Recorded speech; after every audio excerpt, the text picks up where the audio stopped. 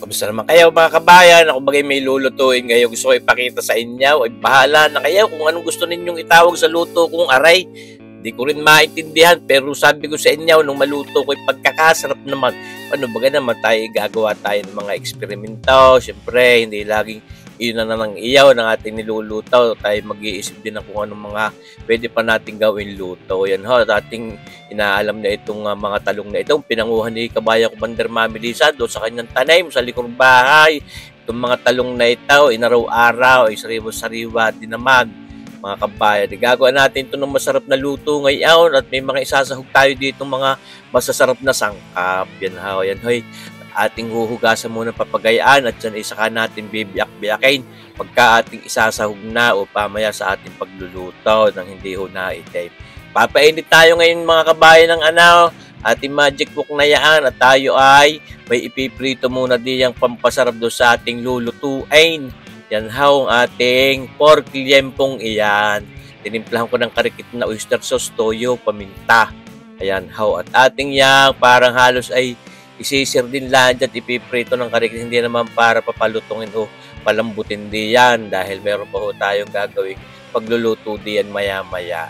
Ay napakasarap yun, parang pwede na agad. Ay, sauce marsipaw.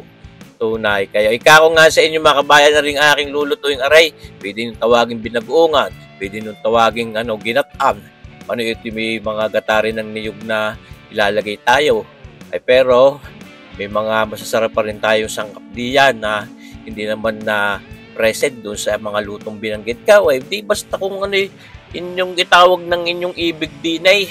Oh, pero talaga sabi ko sa inyo, napakasarap po ng naging resulta nitong ating lutong atin. Sinasaboy-saboy lang ng kaldo ng aking mga pinaglagaan ng baboy din para mas masarap yan ng ating paglulutong iyan. At ipinalalambot nila ng karikitan diyan mga kabayan.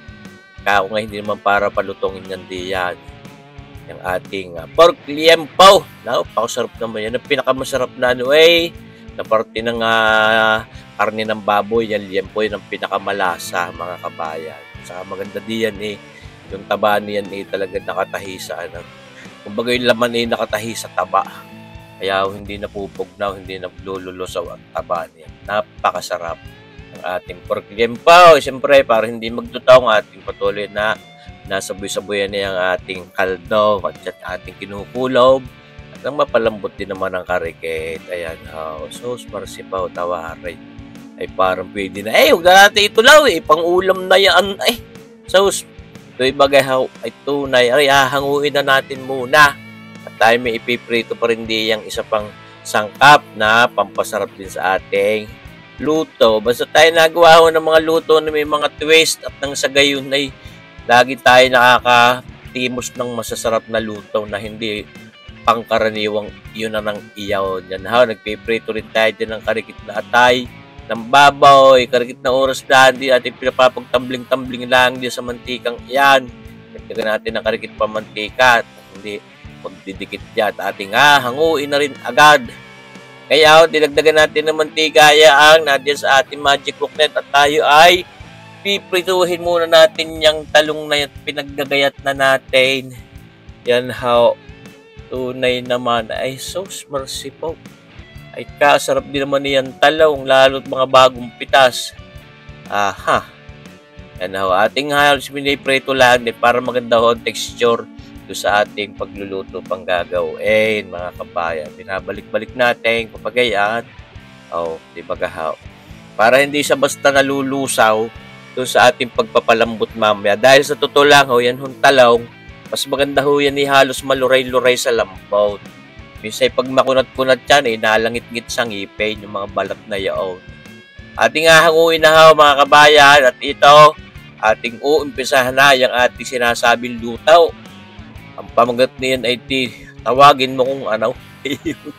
Kung anong iyong ibig itawag sa lutong yan, ay bahala na kayo mga kabayan. Pero sabi ko sa inyo, palit-ulit ko sinasabi, nung maluto ko, aray, ay panalong-panalo. Napakasarap yan. Kaya nagsangkot siya na ng bawang na yan. Kaya sinahog na rin natin itong ating sibuyas na yan. Isang sibuyas na katamtaman ang laki. Ayos na yan, mga kabayan. Ito, nilagyan natin ng mga Apat na siling pulang iyaw, at yung mga apat na siling habang yaan.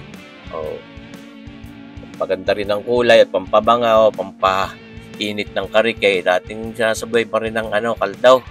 Ngayon, nilagyan natin ng paminta. Kulang-kulang kalahating kutsaritang paminta. Ayan, mga kabayan. Itong isa pang sangkap na sinasabi ko, matchay. Yan hoy na naluto ko na rin ng karikit at ilasin ng kutsa din niya na may mga kasiling haba at mayroong paminta at asin ay panalong-panalo yung ating matchay na yan. Mapakasarap din gawing ukoy. At ito, isasahog na uli natin yung ating piniritang liempo ng baboy. Hindi na natin tinigis yung mantikang nadudong kasama niya at napakasarap din naman noong ating iyan.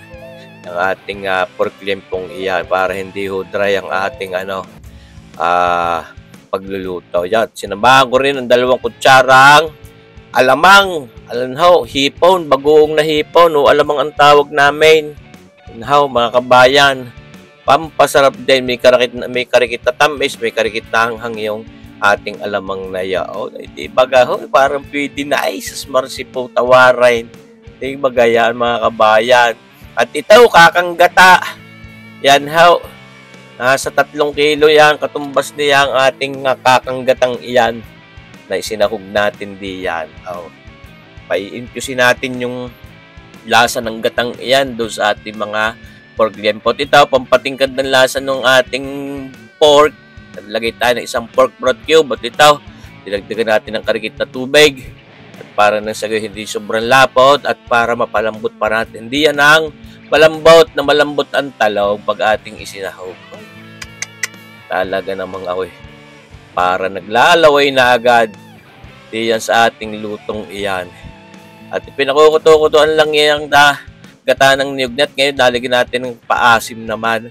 Mga nasa 3 kutsarang red cayenne vinegar. Ang aking paboritong suka. At ito, para may tamis ng karikait, mga 1 kutsaritang brown sugar na putla. Atin mo lang aangangin diyan. Huwag munang paghahalo. Ngayon, lumaang na, di hinahalo na natin ngayon papagayan at naganda ng consistency ng ating sabaw. At ito, sinahog na natin ng ating mga talong na yung ipinirito kanina. Tunay na magayaya. Ang sarap, mga kabayan. Ay subukan nyo din na rin lutong aray at tunay na sabi ko sa inyo. Hindi mo maintindihan ang sarap. Mga kabayan. Hindi mo maintindihan ang sarap. Tunay. Kala mo ibinagoong ang adobo sa gata na ginatan. Yung ating mga talong at liempong yan na may matchay pa. May kasama pang atay, maya-maya ng karikate. Hindi bagahaw pag hindi yan sumarap. Ay ayaw ko naman. Pag ilalagay mga mga muriatek at siguradong hindi sasarap yan, mga kabayan. Ay kita naman yung ating mga pinaglalagay na lahat naman ay masasarap iyan. Mga panimpla, yung mga gatang iyan. Ay ayos na ayos. Hindi naman natin masyado paghahaloin yan. Ating kinakamadalaan ng husay para magandang ating pagpapalambot. Babalik-balikin din natin yan siyempre maya-maya. Para yung mga nasa ilalim naman ang mapapunta sa ibabaw. Ayan na nga nakuto-kuto ng gayan ating babalikin. Ay tunay. May kunat pa yung talong na yan, mga kabayan, kung tutuusin. Kaya ko nga mas masarap yung mga talong na gayan pag mahalos maluray-luray na sa lambot. Ayan, huwag naman yung lulugasin talaga at hindi na maganda ang itsura. Pero malambot siya. Kaya nakatulong diyan sa ganda ng texture ng ating talong. Yung ating pagkapagprito. Kita nyo ba gayaan, mga kabayan? Isinahog ko na rin yung ating atay. Dinagdagan ko pa ng sili. 4 na piraso pa yun. Pampaganda ng kulay. Ay, nako po. Ay, tunay naman, mga kabayan. Pagkakarning iyo pang ulam, may mapapa-only rice ka. Duda ko, masarap din na rin pulutan kapag mga hard ang babarikin. Yung ating atay na yun ay malambot, hindi makunat. Yan. Dibaga, mga kabayan. Kako nga, kung anong tawag sa lutong aray, ay itawag nyo na, mga kabayan. Bahala na kayo. Basta ang bottom line na ray, napakasarap ho.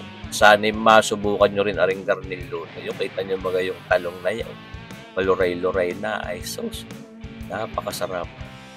Iyon, mga kabayan. Yan na. Nakahaya na diyan sa hapag ng lantakan at ipinaikot lang ng karigait ng maliyaw. Oh, ay sauce para si po tawarin ka naman ni kabayan si Warprike. Iyan na, lalanta ka na nga ni kabayan. Siyempre, yung talong na yaon, nagganyan, ang charap, ang charap-charap, mga kabayan. Kasarap din naman nga ng talong, kahit naman anong luto, di yan. Kahit ilabon mo lang. Ay, yung mga liempong ngayon, tapos kita nyo kayong mga matsay na yun, nagdulot din ng parang lapot sa ating sabaw at yung atay ng baboy na yan. O ating patutuluan yung sarsang iyan, naglalapot-lapot. Yan sa ating lutong iyan. Yan how. Tunay kayo. Talong at liempo sa matsay at gata. Iyo.